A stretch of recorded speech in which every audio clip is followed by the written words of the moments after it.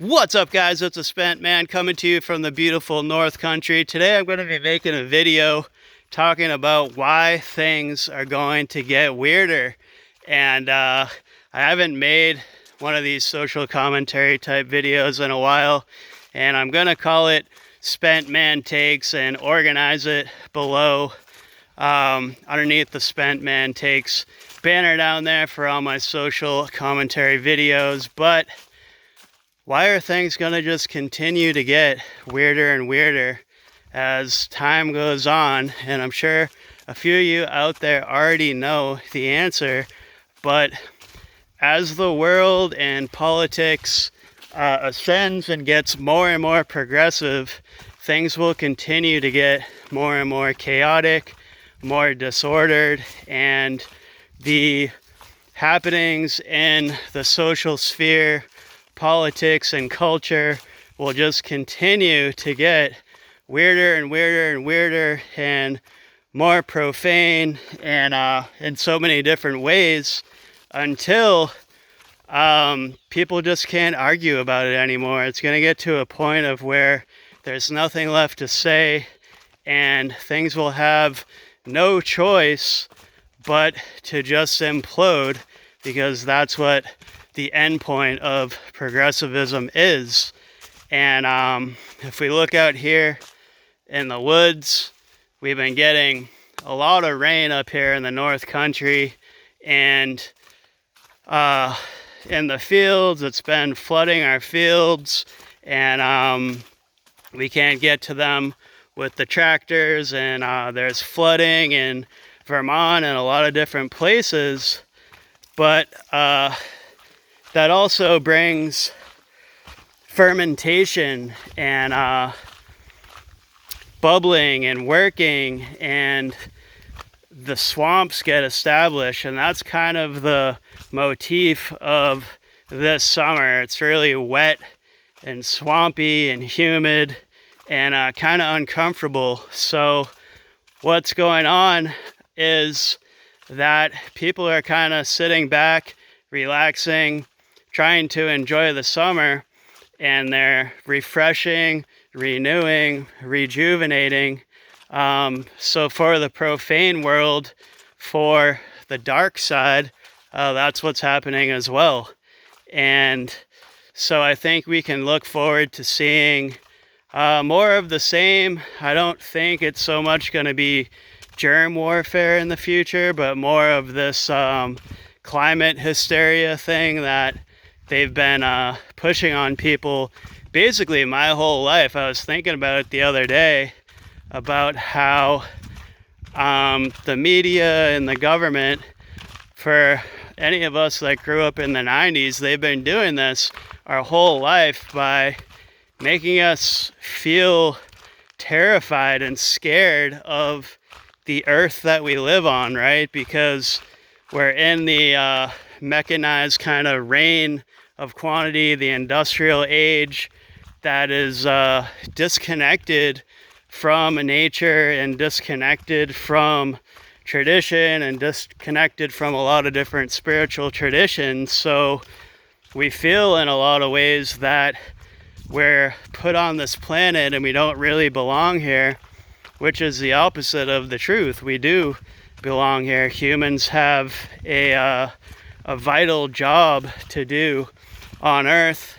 Of course, we don't really do it as well as we should, thanks to the archons and the powers that be, but still, we belong here, and we should feel like we belong on Earth, not that we're stuck on this strange planet and the climate is trying to kill us and the weather is trying to kill us, and oh yeah, it's also our fault. So I think in the future we can look forward to more of this weaponization of the weather and climate against people, because the progressive timeline only understands linear times and historicity, right? And it doesn't understand cycles like warm and cool cycles very well. It's very reactive. So I think we can find that part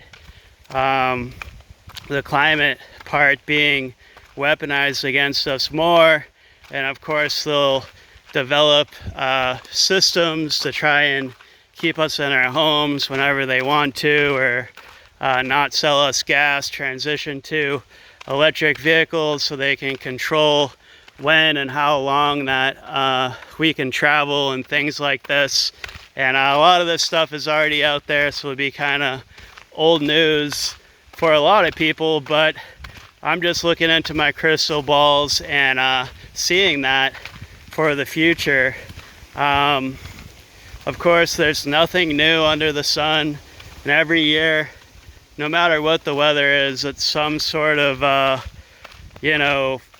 statistic, and which with fudge data sets to say it's the hottest, or the hottest year ever on record and things like that. Every year they cook up new data to hypothesize the same thing, because the progressive narrative has already put the dark dystopian seed into people's brains. So anything that's on the media and on TV is basically just social engineering that tells you what you already agree with, right?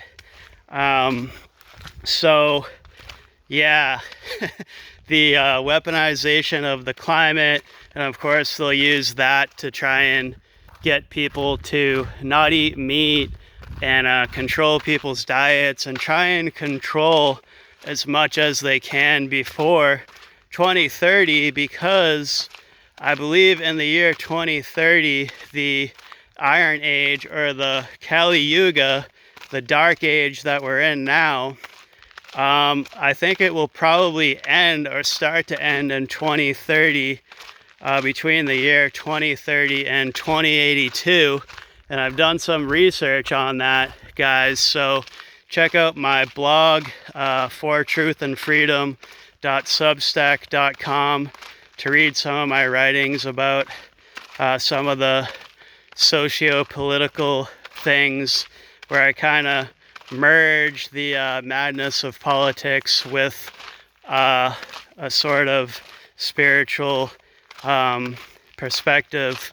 And of course, there's just like some kind of comedy in there too. But yeah, like I said, the weather, and then weaponizing the weather against people to try and control as much as they possibly can by 2030, when I think the Kalki Avatar will ride in on the white horse and signal the end of the Iron Age, or the Kali Yuga. And this is all through studying the bigger cycles, the Yuga cycles and the Platonic Great Year, and the larger cycles that the modern world doesn't really accept into its milieu. So yeah, but what is the solution? What can be done about the madness? I don't actually think there's a political solution. I don't think with this system there is something that can kind of reverse the trend and trajectory that things are already on, because they've been on this path of crashing and burning and having to fall and be renewed and be rebirthed for hundreds of years. So just if we get the dementia guy out of there, not one person is going to be able to turn around the ship that's been trending in this progressive direction for hundreds of years.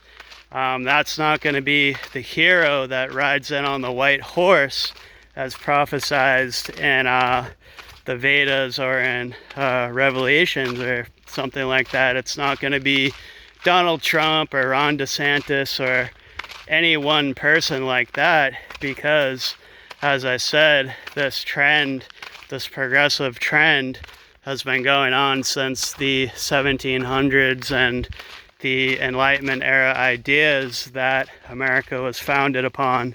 So all the things that are happening, all the craziness and the societal madness will only get worse, and it's actually not that bad because it needs to get that way. It needs to get worse for a different age to come in and for everything to fall and crash and be renewed.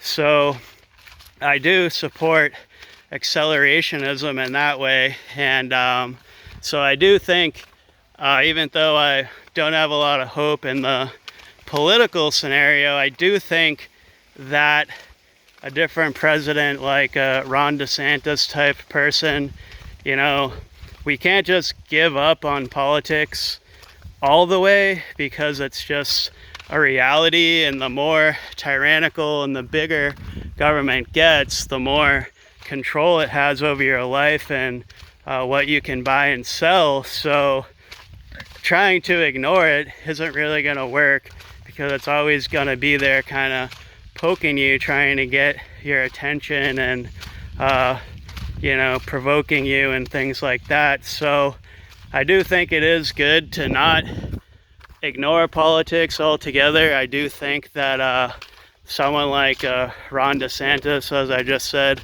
a second ago, could kind of, they can move the needle in a different way and kind of make things better in the short term for us. So I do support Ron DeSantis, basically. But yeah, I don't think that any one political hero is gonna ride in on the one horse being the Kalki avatar that signals the coming of the golden age. I don't think it's gonna happen that way. But what can we do about it?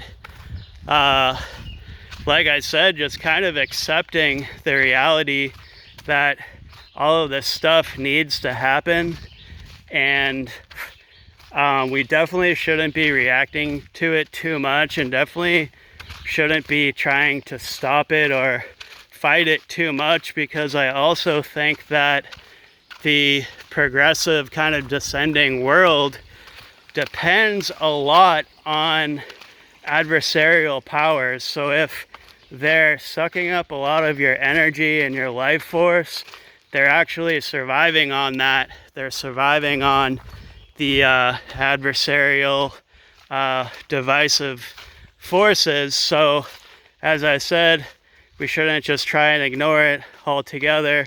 We should support those that we agree with, but don't let it bother you too much. Don't let it suck all of your energy from you, because that's what it's designed to do. The progressive world needs adversarial forces, because if it doesn't have an adversary, it can't survive. So there's something there too. But with this sort of prognosis for the future, it's just like the COVID scenario was. It's just a really good time to stop worrying about what other people think about you and live your life. You can embrace freedom by not caring about what progressive culture thinks. And when I say the word progressive, I don't just mean politically. I mean from the bigger zoomed out lens of time, right? The progression of time. Because the timeline that we're on of historicity sees it as its job to progress forward. So it's not just about progressive politics, but it's bigger. It's linked to our whole view of time and space and where we see ourselves within history. And the modern world doesn't really see the cyclical world, the natural world, or the traditional world as much. It sees it as separate from that, and thus it's progressive. So I'm not just talking about the world of profane politics when I speak this way. So don't get too triggered out there if you're a progressive. It's okay. you can watch this video too. Spent Man Takes is it's for everyone, guys. It's universal. But anyway, don't let the social madness get to you too much. Embrace it. Know that it has to happen. It has to play out, and it has to fall for things to eventually get better, for the next kind of iteration to come on. But if you're curious about more of this sort of way of thinking, check out my blog. I'll put a link to it, my Substack, down below. Check it out. And just remember, all the madness is just another opportunity to step into being yourself and explore you, and give yourself permission and give yourself the freedom to be you. Because, you know, what are you waiting for, right? And I'm gonna take my own advice, obviously, but Lord, it's just like, give up the ghost, right? Accept yourself, be yourself.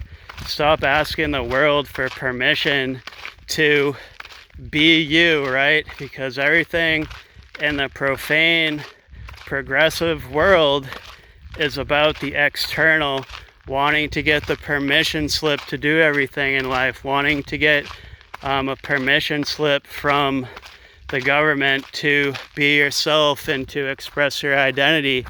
You don't need permission. Give yourself permission to do it. So the message is, things are just going to get weirder.